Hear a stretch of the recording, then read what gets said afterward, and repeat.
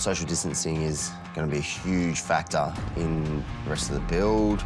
We've been given a guideline of each room. It has a capacity on it for people working in it. Just to adhere to that 1.5 metre distance or 4 square metres per person.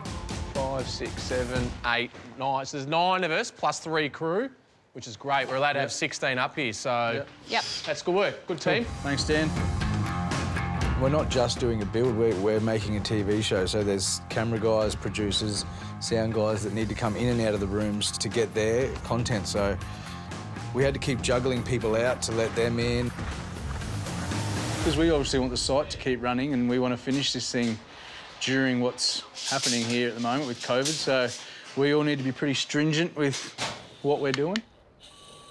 And hours are now shortened. Power tools now don't start till 8 o'clock and they finish at 5, so, you know, we're actually going to lose quite a number of hours in the week.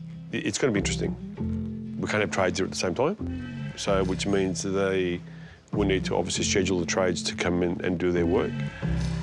To help with this, mighty helpful Rob from Mitre 10 has delivered an essential piece of equipment. G'day, mate. How are we? Got a little present from Mitre 10 for you to help you with your social distancing and you plan your week out.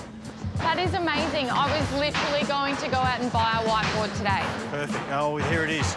That is mighty helpful. So Mitre 10 today dropped off a whiteboard that's got columns Monday, Tuesday, all through to Saturday to allocate times for our trades in the day. We can only put so many people in a room at a time, so you can't get everyone to site at the same time.